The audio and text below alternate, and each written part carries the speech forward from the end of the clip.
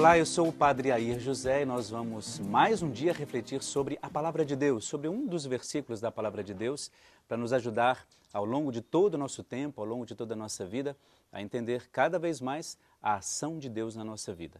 Por que é que eu digo a ação de Deus na nossa vida? Porque normalmente nós temos como princípio acreditar em tudo aquilo que Deus oferece a todos nós, ao longo do nosso dia, de tudo aquilo que a gente vai realizar. E de fato isso é verdade.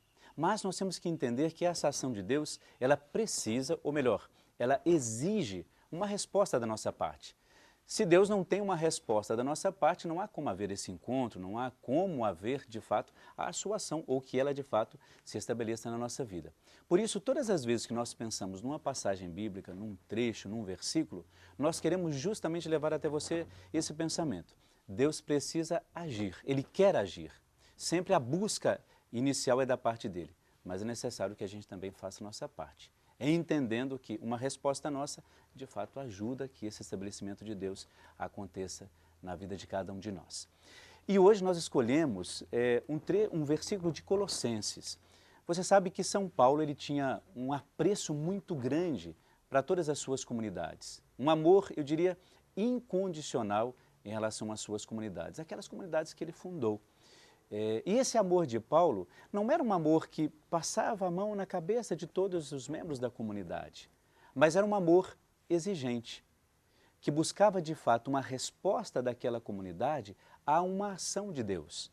Por isso, no início dessa reflexão, eu quis apresentar para você essa ação de Deus e a sua resposta, porque era isso que Paulo exigia da sua comunidade, que ela, de fato, compreendendo as maravilhas e as ações de Deus e as vontades de Deus na vida dela, essa comunidade pudesse dar uma resposta a esse Deus. Mas não uma resposta dizendo, sim, eu vou fazer aquilo que Deus quer. Uma resposta, de fato, com atitude, com testemunhos. Porque Paulo ele foi alguém justamente que procurou viver isso. Tanto que em todas as suas cartas, o testemunho e a fidelidade a Deus era algo que ele exigia da sua comunidade ou das suas comunidades. E hoje, o trecho de Colossenses quer nos ajudar a entender um pouco isso. Será que nós, ao longo da nossa vida, conseguimos entender essa ação de Deus? Será que a comunidade de Paulo tinha essa percepção?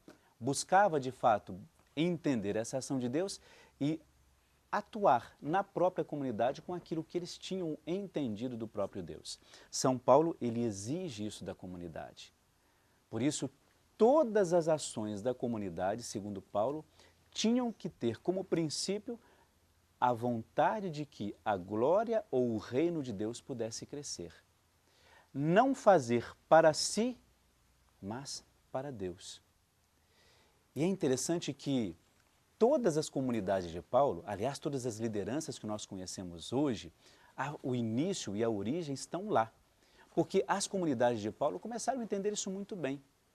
E começaram a fazer com que a ação de Deus pudesse encontrar espaço no testemunho de cada uma delas.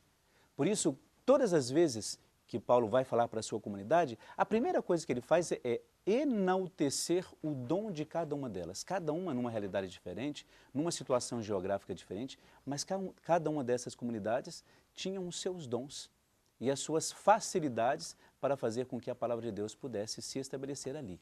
Então, a primeira coisa que Paulo faz é enaltecer o dom de cada uma dessas comunidades. Mas, ao mesmo tempo, o que é que Paulo fazia? Dizia, olha, esse dom que você tem é um dom que precisa ser colocado a serviço. Se o dom que você tem não é colocado a serviço, esse dom ele morre com você mesmo. E morrendo com você mesmo, ele não vai produzir frutos. E o grande pensamento que nós temos que ter hoje é justamente isto. O que é que nós fazemos com as qualidades, com os dons que Deus nos dá? No seu trabalho, por exemplo, não dentro da comunidade ou dentro da igreja, no seu trabalho, na sua vida comum, você como, por exemplo, um bom advogado, um bom médico, um bom pai de família, como é que você usa tudo isto? É para enaltecer a você mesmo, para você ganhar os seus rios de dinheiro, se for? Como é que você usa esse dom de Deus no dia a dia? Você entende isso como graça, como ação de Deus de fato na sua vida, como Paulo sempre estabeleceu? ou você entende como um mérito pessoal? Como é que você consegue discernir ou diferenciar essas duas coisas?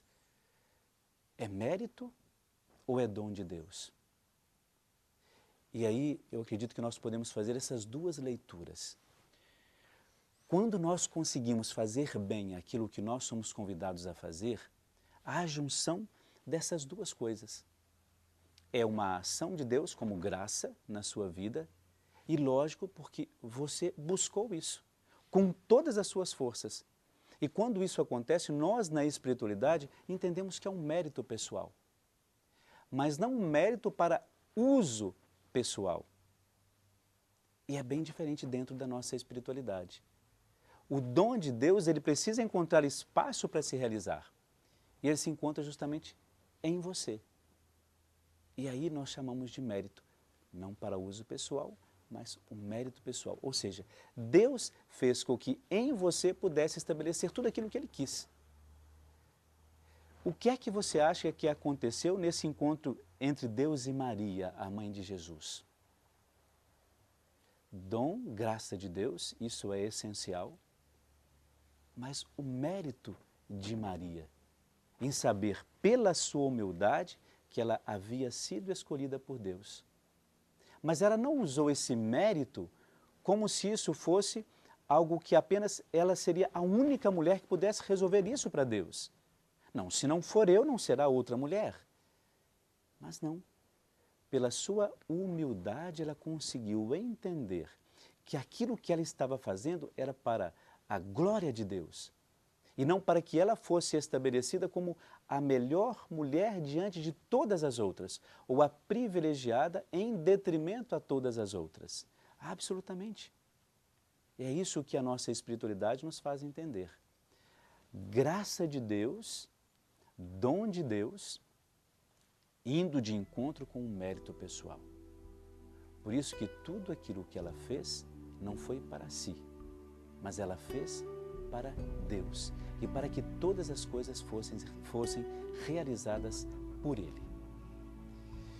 Por isso, nesta reflexão de hoje, eu gostaria que você pensasse bastante nisso. Tudo aquilo que você tiver que fazer, não faça para a glória pessoal. Nunca faça isso. Mas saiba que Deus tem um propósito a partir da sua ação. E certamente, ao longo de todos os seus afazeres, você vai conseguir discernir todas essas coisas. Em nome do Pai, do Filho e do Espírito Santo. Amém. Fique na paz de Deus.